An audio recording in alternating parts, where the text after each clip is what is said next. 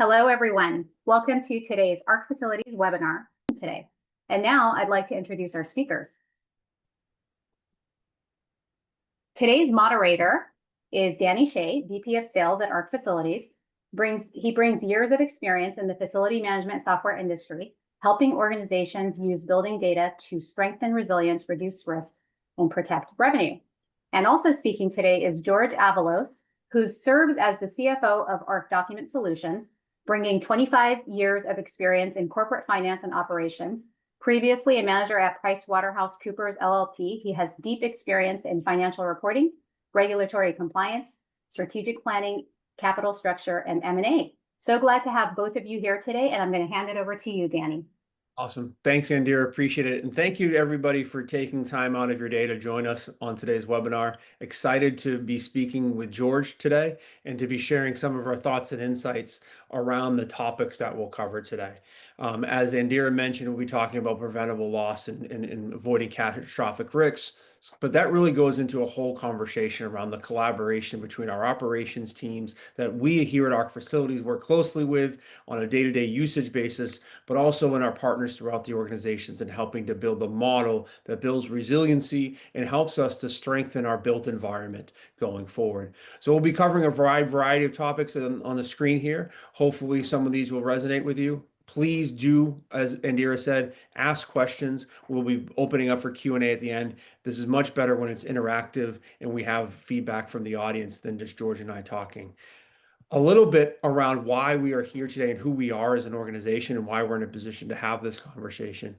This will be the only part of the conversation that we talk about what ARC Facilities does, but ARC Facilities is uniquely positioned in that we work with healthcare companies, colleges and universities, K-12 environments, manufacturers, major pro sports stadiums, and helping them to connect and interweave the data that is their built environment and where the important critical pieces of infrastructure are through our smart mobile application that is a building access tool. We provide information, access to critical building information that allows for both operations, risk, finance, construction, leadership to speak the same language when it comes to their building information. And a lot of what we talk about today is led to from the conversations that we've had from our customers and really how they look at their operations and how they're successful. So excited to speak with George in a little bit around how he's seen it and how he looks at it from a financial lens and bring some of the real life stories that we have from our experience in the built environment. Our first topic today is talking about preventable loss drivers. So what we've heard from the market in sources like Datto, that the importance of preventing downtime. The example here given is that a hospital downtime can cost up to $7,900 per minute. So a short intermittent outage can cost nearly $80,000 before factoring in any of the long tail of reputational or damage to your patient environment, but can be a brief outage in the ability to perform services can be catastrophic financially as well as reputationally. Similarly, from a study that we funded back a few years ago, we heard from college campuses that somewhere in the neighborhood of $500,000 is spent every 2 years in catastrophic loss. So that they're spending large sums of unplanned monies by having to deal with some type of built space environment event that could be avoided. And I'd like to ask George a little bit about, from a CFO level, how do you look at and budget for preventable instances and infrastructure failures? Great question, Danny. I'll start out by talking a little bit about how do you create a budget, right?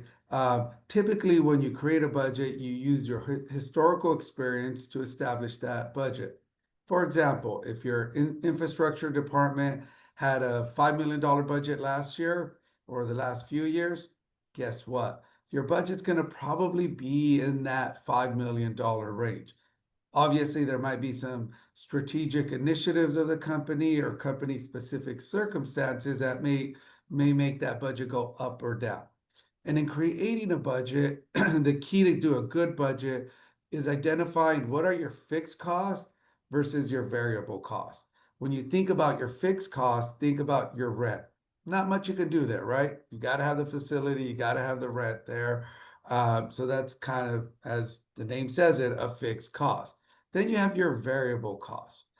Your variable costs, they're not going to be zero, but if managed effectively, either through processes or technology, they could be within a range of expectations. So when I'm building a budget, I really look at and really focus more on my variable costs. And I focus on those variable costs that I would say could break the bank, right? They could really bust your budget. And infrastructure failures are a perfect example of that. If you have a catastrophic failure there, that could easily, break that budget. But when you're putting a budget together, honestly, you don't really budget for a catastrophic infrastructure failure. You just don't put it on there. It doesn't happen every year. You don't know the size of it, how to gauge it. So the reality is you don't put it as part of your budget. Now, what you do is you try to put in mechanisms in your budget that will help either prevent that catastrophic failure or minimize it. So those don't come free, right? Could be software you're applying. There could be human capital, could be a process change there. But when you're really building a budget, that's what you're really building for, is that maintenance, that preventable software tools, but not necessarily that catastrophic event there. So that becomes very important when you're thinking about putting a budget. If something like that happens, it will break the budget. So hopefully that gives you a little insight, Danny, of just, I gave the basics of how to put a budget together. Yeah, so and that's great, George, because from somebody like myself or somebody in the operations lens thinking about, hey, last year was $5 million. It's probably going to be about that this year. Is how do we become really good at predicting those variable costs and becoming proactive in where we can ask for a budget and what we're looking at? How do we think about, hey, these are the things that are happening in our environment and where do we manage them? Is what I'm hearing from you. Does that sound right? No, it sounds absolutely right. Because those are the things you have to consider Yeah. when you're putting the budget, all those different nuances that could help you prevent it, not necessarily the catastrophic event. Yeah, yeah, and for sure, I think about it, and we've heard a lot from our customer base and folks is that a lot of times, unfortunately, what brings them to the table is they've had the catastrophic event and they don't want another one, right? Is like when they do get to that place, if they haven't taken the time to go through this real good planning process and they hit that piece, it blows budgets apart. It affects the operation for much longer, just from a financial perspective, much harder and longer than they anticipate. And they come to us now looking to get tools that can help them, whether it be us or recommendations in the market. So it's very interesting and very, very much leading us into what is our next topic around, not only how do you budget, how do you think about these infrastructure failures, but ultimately, how does that read into operational downtime and business continuity? Because along with the catastrophic loss, what we hear in Siemens estimates that the unplanned downtime costs around the world in the 500 biggest companies is $1.4 trillion annually. That's a big number, and that equates to 11% of revenues. I'm sure, George, when you hear this as a finance person, Yeah. that makes you cringe. It's like 11% of our revenues. That's a big number. But Yeah. ideally, what we want to do is prevent the in measure the operational readiness and financial risk in our business. And I'd ask you, how do you think about quantifying this, and how do you think about this from a financial lens when someone in operations team is starting to think about this in this proactive approach? And I'll take a little step back here, Danny. We talked a little bit about how do we put the budget together, right? And what are we really talking about? We're putting a budget together. We're putting in there an estimate of what repair costs would be, right? That's your obvious thing when you put a budget together from a financial perspective. You'll consider that. You might also take a look and back and say, hey, George, well, it's not that big of a deal. I'll have insurance. Sure, maybe you have insurance for that catastrophic event, but guess what? At least in my experience, that deductible will not be $500 like your car insurance.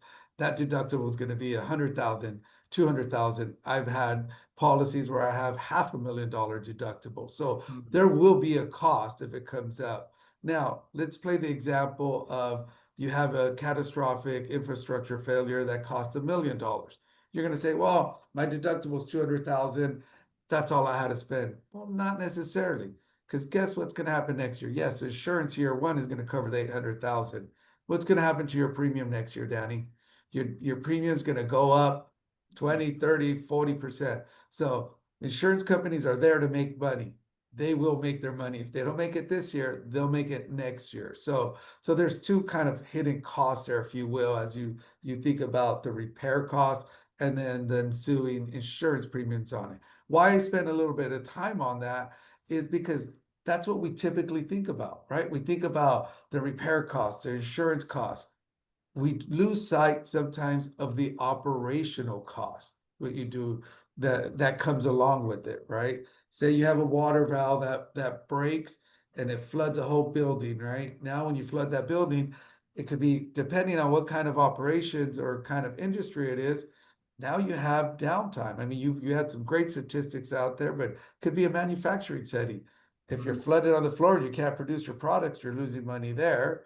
If you're a hospital, if you can't see patients, I mean, those are kind of mind-boggling numbers there of how much money you lose with the patients not coming in. If you're a school, university, obviously if students can't go to class, maybe you don't lose on the tuition, but guess what? Your brand will get hurt if somebody's not going to school. And that actually reminds me of a really good story I have here that literally happened to me this year. So a couple months ago, my older son's going to Chico State pursuing a degree in construction management. So he's excited. He's my oldest. He's a sophomore. Now he's not living in the dorms. We're moving him into an apartment, and he's excited with three of his rugby buddies. Why my kid plays rugby, I don't know. You can see my body. I'm not a rugby player. But anyways, that's a whole nother story. So I dropped him at school. Me and my wife really excited, moved him in, everything, a week early, right? We're trying to be proactive, let him get settled in. I come home 3 days later, I get a call from Aiden, my son. He's all, Dad, we're not starting school on Monday as planned. I'm like, what happened? His words were, Chico State's all flooded. It wasn't all flooded. Some water valves did burst and there was water everywhere. So initially they were saying they were going to close the campus for a week or delay the start of the school year for a week. It ended up being 2 days, but nonetheless, where did that leave me, Daddy? I just dropped off my kid. I'm all excited. Campus looked gorgeous. Everything looked great. I'm paying a fair amount of money for him to, go to school there, tuition, books, room and board. And yet they can't start school because there was a water valve that broke. That to me was just like, how does that happen? And that's a perfect example of, did I still pay my tuition? Yeah. Did they lose any money from tuition? No. But the brand was hurt. I mean, my feeling there. Now, if my next kid wants to go to Chico, I mean, I don't know, probably want to think about it. If they can't even handle their water valves and a little water leak shuts down the school. So that's an example of how, you have to think about other factors, not just the repair cost, not just the opportunity or the lost production time or patient time, but the brand and what that causes the longer tail. Yeah, no, I think that's a great example, and it's very similar to what we hear. And I would like to share two stories that I've heard. One, going back to your insurance story, we have a healthcare client that when we were talking about how to utilize the technology, the operations team completely got it and understood from an operational perspective, and were pushing us through the budget process. However, their CFO looked at this as an opportunity to say, hey, we have a very high deductible rate. In the state in which they operate, their deductible is 2% of their total building value. As you can imagine, a hospital has a pretty high dollar value building, right? If something goes wrong, their deductible is way up here. And they're like, I don't ever want to pay that high deductible. Plus, I don't ever want to affect, as you were saying, my insurability. I don't want my premiums to go up. I don't want to potentially lose my carrier, have to go shop the market at a high rate because of the claims that I've made. I'd love to be able to, if we do have an event, stay under that deductible number. How do I do that? I become operationally ready. And the tool that we presented, luckily in this case, worked for them. But there's other tools in the market, and not just ours, but there's a lot of ways in which you can become operational ready that says that, hey, I can prevent me exceeding that deductible, because insurance is there if you need it. You never want to use it. We don't want to, I know personally, I have a teenager that's about to hit the road. My insurance premiums are about to skyrocket, but I don't ever want her to use that insurance, right? I never want her to use, but it's there. I know it's there to put my head down at night when she's out driving, but ultimately, hopefully, we never use it. But that idea that we want to stay under that deductible is a big thing for them. That's one of the things that you said that resonated with me. Well, no, and it's important. We always think about it. I mean, I've had people tell me, George, you're paying insurances for property damage, for this damage, for that damage, car insurance. And, you're never hitting your deductibles. You're not even using them. You're wasting money. And it's to your point there, Danny, you're not wasting money. One, if you have good programs in place to limit your costs, your premiums will come down, and it's an insurance policy. You never want to use it, just like you have health insurance. Do we want to get sick and go to the hospital? But no, if something does happen, then we want to be able to tap into it and use it. So I 100% agree with it. I've had this conversation multiple times amongst different organizations I work for. It's not, you're paying for that insurance and you hope to never use it. So I 100% agree. And I wanted to touch on another point there too. Your question in regards to how you link the operational readiness to the financial risk. I mean, hopefully the example I gave really intertwined those two things. They're really collaborative, right? One affects the other, right? Water valve breaks, that's an infrastructure stuff. It floods the floor. Now operations can't do and produce their products. They're clearly tied. But a lot of times we don't make those connections. So those are the kinds of things of, how do you quantify it? We'll get into that maybe a little longer. I know we have another topic coming up here where we link that a little bit more. But the first thing is understanding the correlation, right? If you're not thinking about that correlation, if your finance person is, somebody in my seat, if I'm not talking to my operations individuals, then that alone there is a disconnect, right? You first have to link those two together. Then you start talking about how to quantify it, how to budget for it. Does that make sense, Danny? It sure does. It sure does. And that does lead us into our next topic, in which a little bit of the story that I was going to tell, a little bit about strategy and risk and how the collaboration between the organizations happen. And we'll go into it. But just, we do have one client that in the healthcare space in the Southeast utilizes what they call a downtime or uptime, depending on what your lens is, clock, where they basically are able to, down to the minute, tell you if any individual room in their facility goes down, how much revenue it goes. But then tying it into the model, they also say how often does that patient come back. So the idea being that they're concerned with the long tail, not just the short tail, the immediate infrastructure damage, but also, as you mentioned earlier, the risk of the loss of that consumer for whatever product it is. Whether you're providing healthcare services, they're going to tell their friends about attending your university, or the manufacturer and the product that you're able to push out to the market. And so we hear a lot, and Deloitte has told us that 72% of CFOs say that resilience and risk prevention is now part of their long-term strategy. It's no longer just hey, we think this might be happening or we're worried about it. It's now part of how they're looking at it. So I'd ask you, George, how can CFOs, along with operations and risk leaders, collaborate to build a model that changes investments to proactive assets rather than just being viewed as expenses? Yeah, no. And this is a time-consuming process that takes a lot of time and effort. It's not a 5-minute conversation. So the first thing you have to do is you have to identify what could happen. We talked a little bit about building budgets, and it's more based on history. Honestly, when I'm building a budget, I'm not only thinking about what did happen, what could happen, right? You and I know that if I say, okay, I have not had a catastrophic infrastructure failure in the last 2 years, right? I haven't had a big water leak, big gas leak, anything like that. Well, the reality is, Danny, it's gonna happen. It's not an if, it's a when, right? We all know it's gonna happen. Is it gonna be this year? Is it gonna be next year?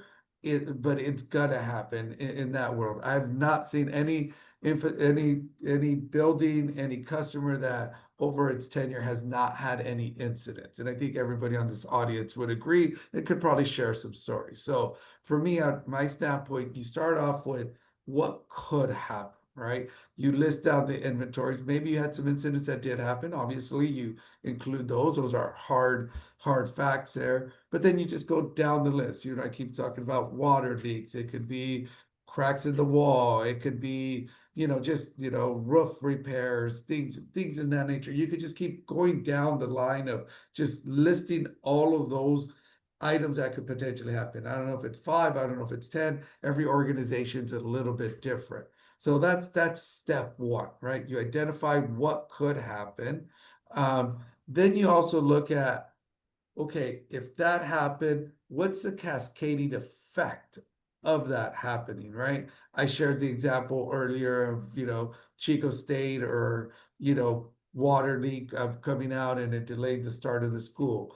In a hospital setting, that would mean you can't see patients, right? You have all these expensive equipment there. So you associate, okay, for each item that you identify that could happen, you also start looking at the cascading effect of what happens operationally on that standpoint. So you look at those two. So that's your starting point. Now you know what could happen. What are the cascading effects that could happen operationally? Then you start looking at assigning a cost to them, right? And a lot of you guys, you're not CFOs, you're not finance people. I always say try to collaborate with the finance individual, but sometimes that's not possible. But you could assign a cost to them. In regards to the infrastructure failure, that one's probably a little easier, right, Danny? Because you could say, fixing a water leak, if it spills in the room, what would the repair cost would be? So you can estimate that within a range. The operational impact of how much down or uptime, as you mentioned, how long that takes and what the financial burden of that, it's not a perfect science, right? It's an 80-20 rule there, but you want to assign some sort of cost to that. And once again, my advice is always don't be married to those numbers. Don't say that is a cost, right? Yeah. This is a collaborative effort, especially once it gets down to finance people. They may have another idea of what the cost is. Fine. Let's plug in your numbers, right? What we need to agree on is what could happen, cascading impact, then we kind of figure out our best estimate of the numbers, right? Now you have a list of what could happen in multiple aspects. Then you kind of look at the ripple effect, right? We talked about the brand. What does it do to the brand? If I go to a hospital and they say, we flooded out, I can't see you, we're going to have to reschedule you. Am I going to go back there, Daddy? Probably not, right? If they can't get that together, it speaks to the organization, right? So it is going to affect your brand. There is going to be a tail effect, some lost opportunity revenue in the future. It's hard to quantify that, but we need to be aware that that's part of this whole process analysis we're looking at. Yeah. Now that you've identified those points, now you can start building a case. And I wouldn't even go to an investment first. My first step would say, hey, let's start looking at the gaps. What can we do in our organization to help prevent that? Some may help prevent it from happening, maintenance, regular maintenance could help stop it from happening because you caught it beforehand. But then you also know, once again, we said, right, as much maintenance as you do, you're gonna have one of those infrastructure failures. Now, what could we do to prevent it from getting to a catastrophic event? We talk about the ARC facilities tools. Identifying a water leak within seconds could avoid it getting to a catastrophic need. As you mentioned, there's a lot of other tools out there or processes we could do. But then as you start building a plan to bridge the gaps, and like I always say, you're never going to get risk down to zero, but you want to minimize that risk.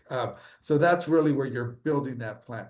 Now, once you have that, now you're ready to have a conversation of what kind of investment should I put, right? If you come into my office and you say, hey, George, we really need this software and I need $50,000 a year. And it's because it's going to make us more efficient. It's going to prevent a catastrophic infrastructure failure.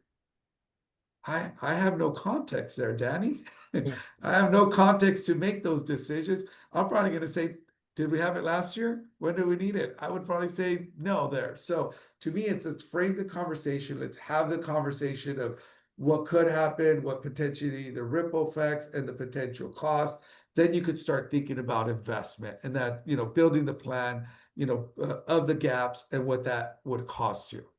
Yeah. No, I think a couple of things that jump out to me in what you said, George, is one, right? We're looking for directionally correct data. It's not going to be precisely perfect. Yeah. Like we're going to get to the best to minimize the risk and make assessments to make the best decisions for organizations that we can. But to do so as the operations partner and any other department that's coming into finance and asking them for, hey, we need more money. Just walking in and saying, hey, I need more money, it's not going to work. But helping them and collaborating with them to build the measurable tools of why these are the things that we need to buy. And does the analysis say what I'm asking to spend? Does it justify what we're solving for? Is there a big enough gap in what we see or risk in what we see to allow us to say, yes, this is a good investment, whether that be, a facilities condition assessment, a software tool, a head count, whatever that your proposed investment is, but you're really collaborating with them. Because I know when we were preparing for this, one of the things you said is a lot of times too, you're just not thinking about this because you're in the Yeah. finance. I walk in as an operations professional and I expose the conversation to you. You're going to shut the door and be like, I never thought about that. And it Yeah. changes the lens of the conversation, the collaboration that we get. And that's exactly right, Daddy. I mean, the way I look at it is I'm not thinking about it day in and day out. I'm thinking about budgets, but I'm thinking about what could happen, but not to the degree that you would know or somebody in operations would. They open my eyes to, okay, what could happen? And guess what?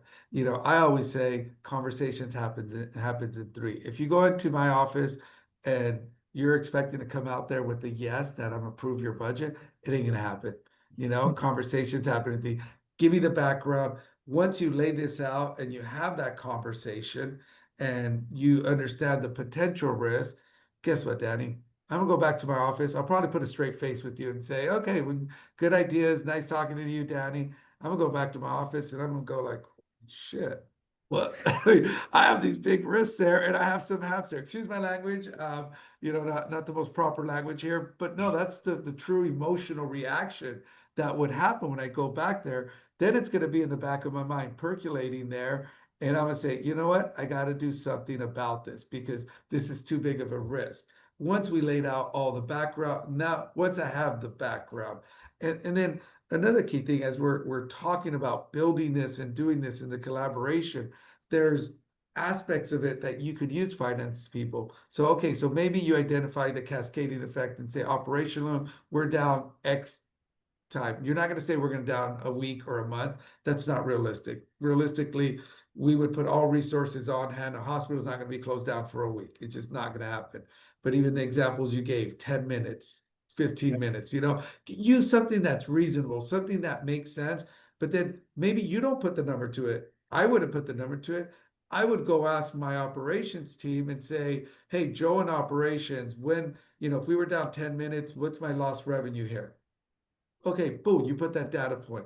Now, when I'm having the conversation with the decision maker, i.e., a CFO type of an individual, I would say, oh, well, I didn't put the cost estimate there. Joe from operations did. What did you just do there, Danny? You added credibility to your analysis. Yeah, which I think is a huge piece, right? A lot of times I know, yeah, as I've gone through organizations, a lot of times I see the lens of hey, I know this is valuable, but getting the buy-in from the departments that are going to be part of this and ultimately is going to give me the credibility to really make the business case is hugely important. I think it's an important aspect of as you're utilizing this framework, hopefully as we'll get to a little bit later, this is a great way of thinking about how do I get to a place where I'm able to come to a good conclusion. The outcome may be you want to buy either that hire that person, get that piece of technology, get that assessment.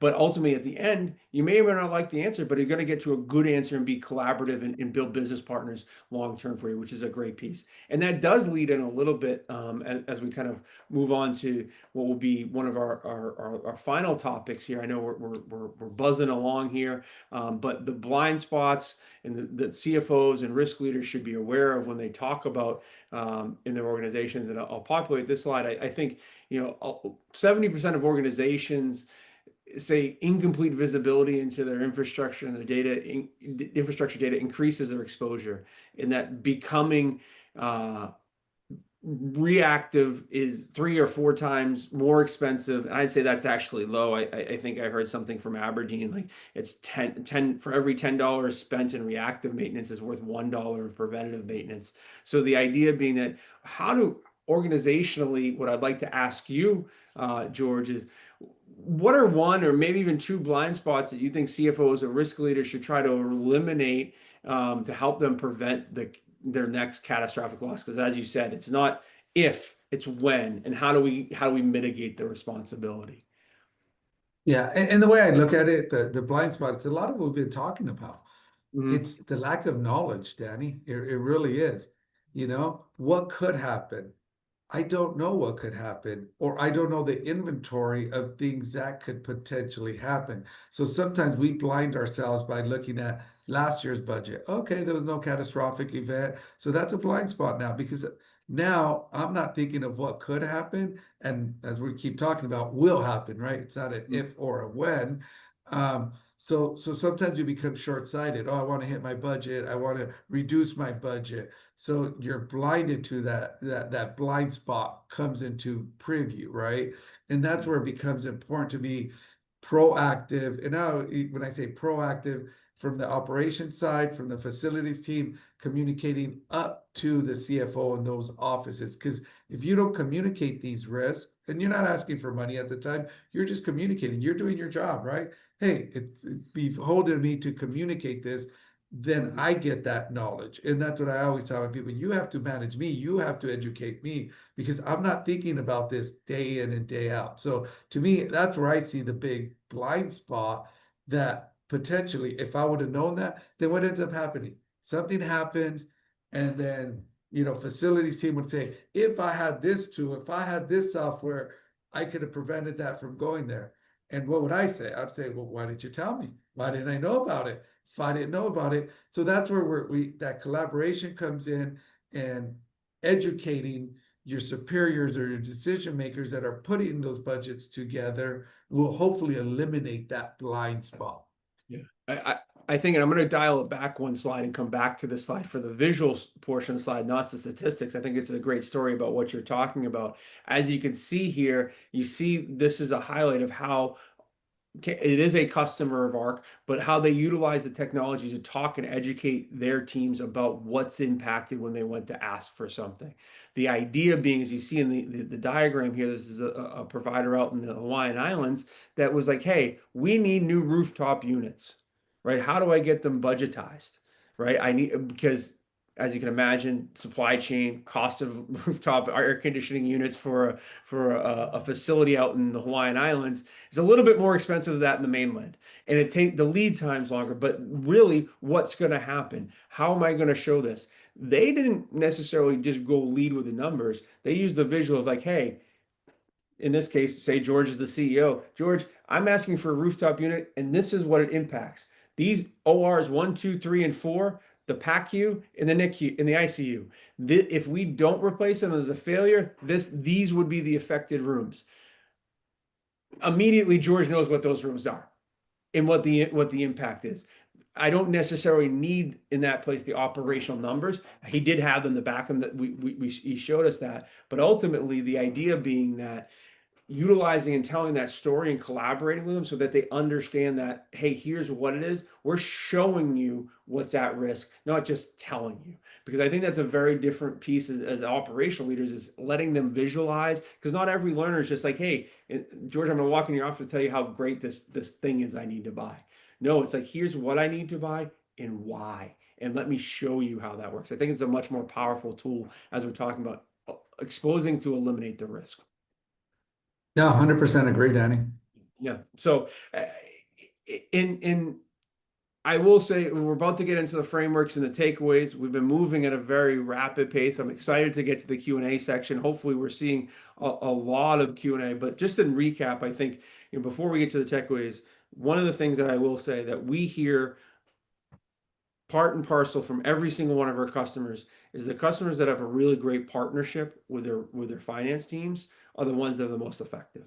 We hear from ones that, through the use of tools and through the use of frameworks are able to build them. It's really, really great. So I really highly recommend you guys work closely, if you're not already, in partnering with and breaking down the silos that may exist and that tend to exist in a lot of organizations.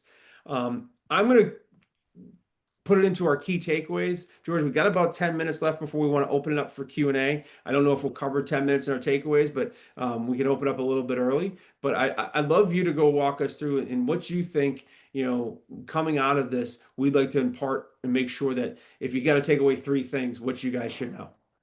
Yeah, no, definitely. So from the takeaway standpoint, this is what I would do, you need to know your risk first and foremost, right? Every industry, every organization, whether you're a hospital, an education, manufacturing, there are going to be different risks. So you really have to take an inventory of the risk, not only the infrastructure, the building, the interplay between the systems, the facility data, and really do that what could go wrong. And if it's just one individual sitting there doing it, it's probably not going to be a good analysis, right? And what I mean by that is, yeah, maybe you have one individual that knows all the electrical, the maintenance stuff. Maybe that's a conversation with those individuals, somebody that handles more of the construction side, the true infrastructure. So there might be different stakeholders or different people within the organization that have a knowledge base that will help you put together the risk involved in your specific industry. Now, once you look at the risk involved there, then this is where we start talking about, building out the cascading effects, right? How could that parlay that risk in the infrastructure failure? How did it affect the operations, right? So those should be married 1 to 1, or it might be, one infrastructure failure may affect 2 different departments. Danny, you just showed the example of the graphic that could hit 2 different departments, right? So you want to identify how is it going to affect the operations of the business. Now, when you have those 2 components put on there, then you're going to have to want to look at, okay, what do we have in place right now to mitigate the risk of that happening? Either, as I talked about before, preventing it, or if when it does happen, how do you minimize the risk before it doesn't turn into a catastrophic financial repair for you? So you got to look at what those gaps are in that process. Now you've identified the risk, you've identified the cascading effects. Now you bridge the gaps of, okay, there's probably some things. You have some processes that help prevent that. List those down for sure. Then list down, where do you have gaps? Where do we have big gaps that aren't being addressed here? Now, when you have that framework laid out, now you can start building a plan to mitigate that risk. So then once you build the plan, now you have a whole flow chart, right? Risks, gaps, and then ideas of how do you mitigate those risks, either through technology, through processes.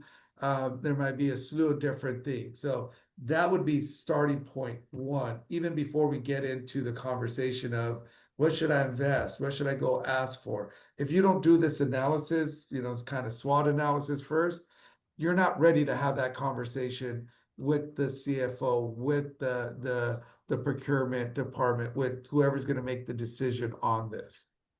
I think that's a great point, George, in terms of building the framework to prepare you for the conversation, but building the framework so you can plan going forward, right? Taking the time to really look and understand where things are, what your gaps are, and then you can almost stack rank and prioritize. Hey, here's the biggest gap that I need to fill, and the high. I think of my world in an Eisenhower box. For those who are familiar with it, what are the things that are in the upper right hand quadrant that are the highest value and the highest impact to the organization and tackling those first, and then working your way down.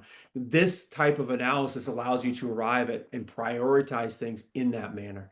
And I think from a takeaway perspective, a lot of times, particularly as you know, there's an adage that somebody once told me, taking the facilities group from the boiler room to the boardroom, we really need to do that. We got to really understand where the gaps are and what we're asking for and how we're going to be able to do that. A lot of really great people do that in this space, but I think there's a lot of people that kind of are still learning, and hearing from you and how the finance group thinks about going through this and being kind of addressed and getting the right framing, because it is something that kind of you're not, it's in the back of your mind, but it's not 100% of the daily operation, right? Your daily operation is dealing with 1,000 different things. This is part of it, but when you start to see, it's like, wow, okay, now let's go fix this, and how do we help you? Well, and there's another perspective there too, Danny. You're saying, okay, back of the head, it from an operation standpoint, it's all in your head. You know all this. If you don't put it on paper, like what I always tell myself, you don't put it on paper, it's hard to articulate it to something else, to somebody else. And you identify things that you hadn't thought about. As you put it on paper, you're like, oh, I forgot about that, or different correlations. But you also brought up a very good point in regards to identifying what are the higher risks. Whenever somebody walks into my office and says, George, look at all these risks, and there's like 10 things we need to do. Okay, do we really need to do 10 things? Over a period of time, maybe. But let's identify what are the higher risk items. Let's attack those first, right? There's not an endless budget either, right? We got to be conscious of money and how much, we could spend. So maybe if we come out with 10 action plans, well, maybe we do 3 this year, 3 next year, 3 the following year. You prioritize those that are gonna have the biggest bang for your buck, i.e., prevent catastrophic infrastructure failure, right? Or from a financial perspective, what I always like to use is progressive improvement versus delayed perfection, right? Let's not try to tackle it all at once. Let's cut it into more manageable pieces. One, it's more manageable for the organization. And two, it's also more manageable from a cost perspective and a budget perspective. Couldn't agree more. Couldn't agree more. And with that, I'm going to turn it back over to Indira to run us Or do you know what, Danny, maybe before we kind of go to Adira and the Q&A, maybe one thing we didn't talk about a little bit is ROI and investments Yeah, on it, sure. and maybe we'll spend a little by talking about that, because another thing you look at is, and it dovetails to the conversation we're having, right? Say you did all the process, say you did all the plan. Now you have your plan, now you've had the discussions, you have some estimates of what these exposures are. So now you're ready for that conversation of how much should I invest in it? That's a question that always comes out. What should I put in my budget for some of these preventative measures, right? Well, one, this analysis is going to help guide me there based on the risk, is how much I might spend on it. So that's one key aspect of it. The other one is, as a CFO, I'm always thinking about my return on my investment. So when you go in there, I always like to have the conversation saying, okay, if I approve this budget to make, to bridge these gaps, right? And we're going to spend X dollars. I'm just going to use a number like $100,000. Okay, we're going to use $100,000 in this software. Well, to me, you got to define what is success, right? What are the KPIs that are going to make that ROI, that you could measure that ROI 6 months down the road, a year down the road. And I look at this into 2 different aspects, right? One aspect I look at it is, hey, if we're trying to prevent catastrophic infrastructure failures, okay, good. Well, did we have any, right? That's easy to measure, Daddy.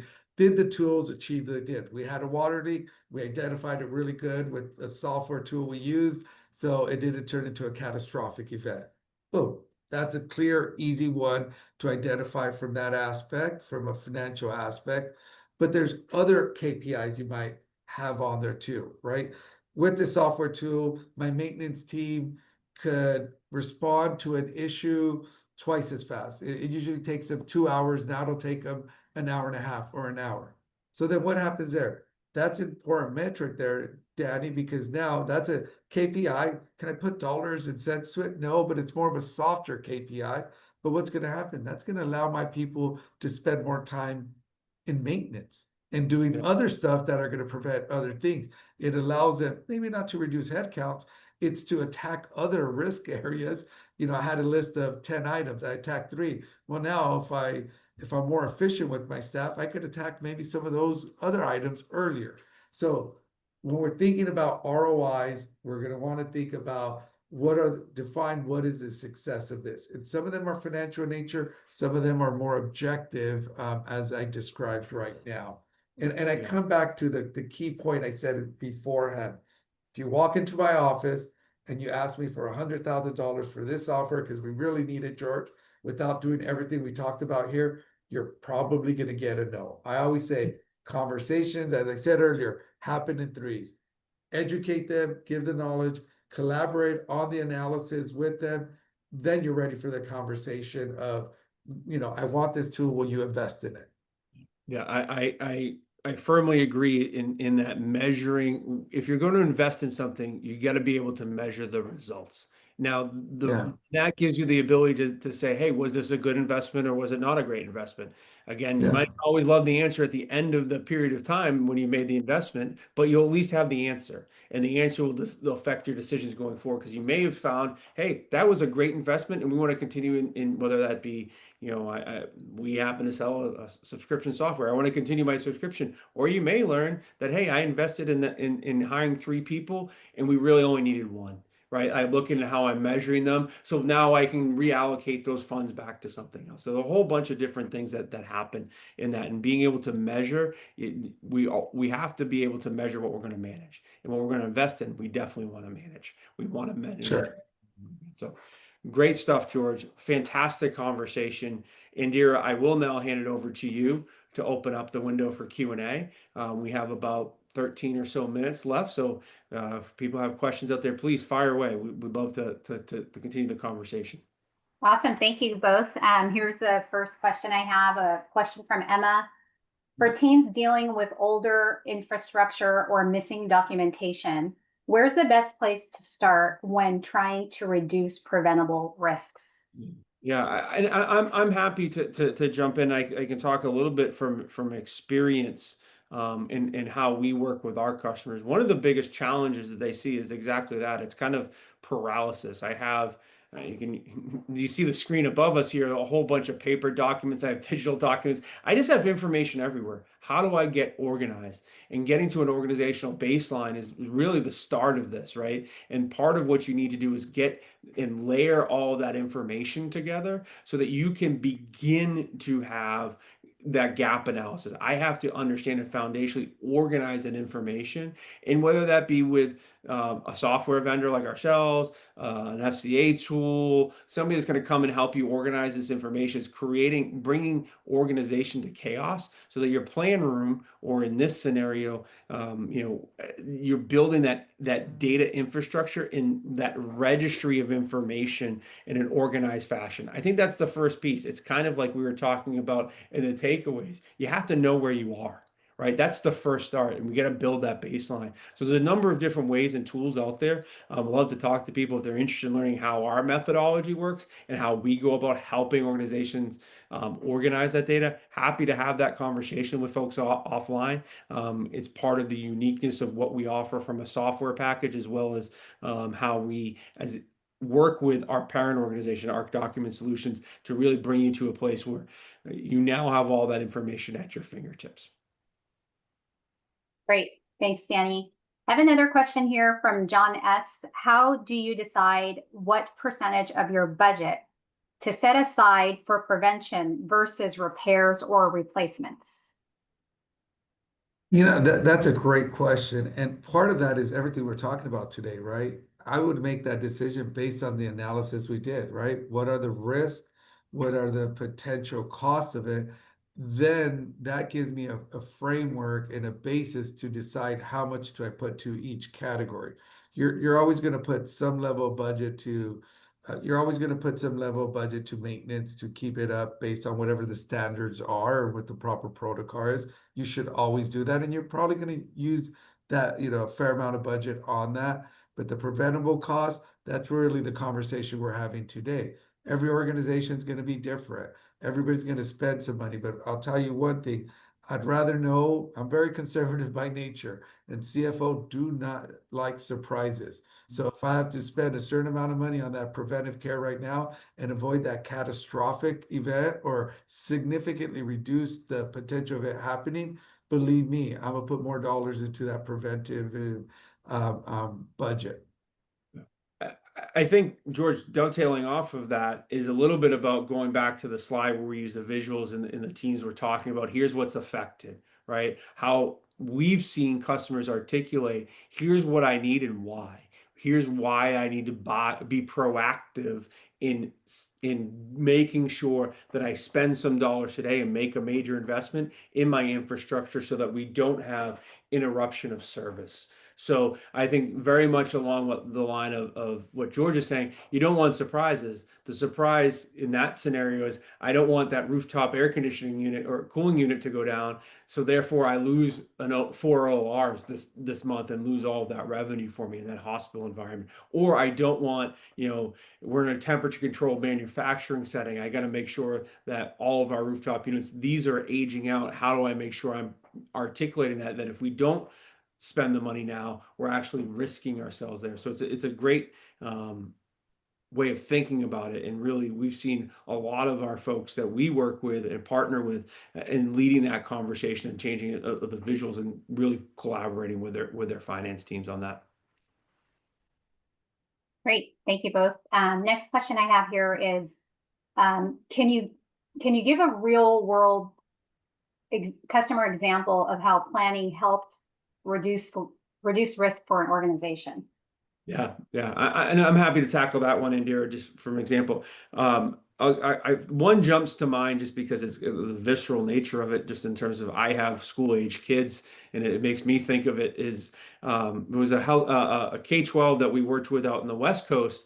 They invested in a software tool, ours, but the idea was one of the reasons they wanted to document the information that they needed was in the event of some type of emergency, they could collaborate and communicate with their first responder departments in their community. So it happened to be, luckily, over the weekend, they had a fire in a rooftop unit air conditioner. It was in one of their buildings. Thing, for whatever reason, short circuit, lit on fire. Fire department shows up. School's locked. They're unable to get in the building. They don't know where to go. Fire is burning, but the electricity to that unit's still on, and because it's an electrical fire, they won't pour water on it. So they're trying to figure out how quickly to get around it. That organization, through the use of the software tool, was able to, while their facilities manager was 40 miles away, as she told us, she was still in bed when the fire happened. She texted to the chief on duty during the fire, here's how to go enter the building. Here's how to get to the electrical panel that controls that rooftop unit. Here's a picture of which shutoff and breaker to flip and do so. All this happening in real time happened within minutes, where they were able to contain the fire to that rooftop unit. It did a limited amount of damage to their roof, and they were able to put water on it and minimize the water damage where it didn't spread to the rooftop or into the building itself. And the building was still usable come the following Monday morning. So all they were doing was replacing a little bit of a patch of a roof and the rooftop unit versus having a whole building that was burnt to the ground because nobody knew how to turn the electricity off. So that one, because I have kids that are in elementary schools and middle schools, I was like, oh, that's pretty cool. That's a really cool of technology, and really a way to quantify, hey, yeah, I bought a new rooftop unit unexpectedly and because it happened, we had the catastrophic event, but because I had taken the time and done the right analysis and built the right business case, was able to prevent further damage and keep that minimized to, hey, yeah, we patched the roof, we bought a new unit, and we were back up and running in weeks. Great, thanks, Danny. George, I think you touched on this a little bit throughout your discussion. Here's a question for you. What gets your attention as a CFO when it comes to facility investments? Is it cost savings, risk reduction, continuity? Continuity first and foremost. Continuity is important. Obviously, you want things that keep humming along. the other thing that catches my attention is the conversation we're having now is what could happen, right? What could happen to break that budget? What are the investments I need to make? Because you always have to make investments. I mean, when you think of facilities and infrastructure, you know, we have to put a certain amount of maintenance every year, a certain amount of TIs in a facility, or else it'll dilapidate, or you start having major infrastructure failures. So you think about what could happen and the normal maintenance, and ultimately this runs back to continuity, right? You want to keep it going, you want to keep it operational, you want it to function the way it should. Do I need it to be spectacular? Do I need it to do anything extra? If you don't talk about it, you did your job. Once you start talking about infrastructure, if my employees, my customers, my patients, if I'm in a hospital, are talking about the infrastructure, something went wrong. Great, thank you. And final question here that just came in. From a CFO perspective, how does institutional knowledge factor into your future planning and risk assessment? And I think, Danny, you can also chime in on this one. Yeah, I mean, institutional knowledge is important. Obviously, like we talked about, every industry is different, right? So understanding what happened 2 years ago, what happened 10 years ago, and also what is going on in your operation. I might be using a facility one way, and now I have a strategic change to how I'm using that facility. That happened to us in our business this year, of how we reorganized our facility. We were using it mostly for color. Now we have a huge scanning job. So now we have 3 different kind of operations happening in the facility. So that institutional knowledge that I know how the building's getting used has to translate over to the infrastructure team, the facilities team, and how we are going to maintain it going forward. With that said, I would caution you not to just look at that and also think about the what could happen, right? Because if you don't think about the what could happen, you're going to have a gap there, and down the road, like Danny and I keep talking about, it's going to happen, right? Even though you haven't had a water leak in the last 5-10 years, you're gonna have one, and then that means you've been lucky. You're due. So I would also encourage not only using the institutional knowledge, but also do that analysis of what could happen. Yeah. Danny, anything to add? Yeah, a little bit to piggyback on that. I think, and then this goes to kind of our conversation from earlier, where it's like introducing and kind of having the conversations in threes. One of the things that we hear dramatically from just in talking, going trade shows, talking to facilities leaders, talking with our customers, is the demographics of the facilities world is one in which we're not replacing the people in our industry as fast as they are retiring. I think it's like for every one person coming into facilities, 5 are leaving. So is a recent statistic that I heard. So that type of kind of knowledge that walks out the door is something I think we in the facilities world have been talking around.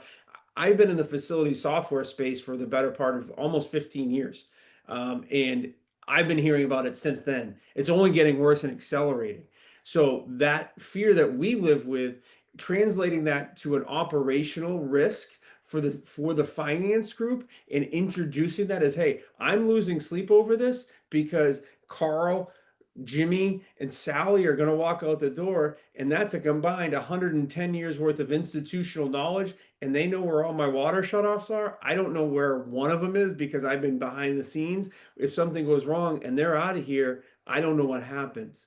That we don't that level of fear and kind of intrepidation. I don't know that it takes some time maybe to quantify what that belief, but introducing that type of conversation to your financial partners, they'll help you quantify that. We can understand. Well, and Danny, not to interrupt you there, but I think I know we're running out of time here, but look at how I answered the question and look at how you answered the question. That tells you everything you need to know about the CFO. If Danny's my facilities guy, I'm just thinking Danny will figure it out. If not, his second in charge will figure it out. I'm not thinking of the continuity, the historical knowledge, it's just not top of mind for me, right? I answered it in a way that a CFO would answer it. Danny, that's the real conversation we had, what you just explained, Danny. So that once again just highlighted everything we're talking about of if these two teams aren't talking, if you're not educating your CFO, like Danny just educated me now, then we're missing something. It's a great illustration.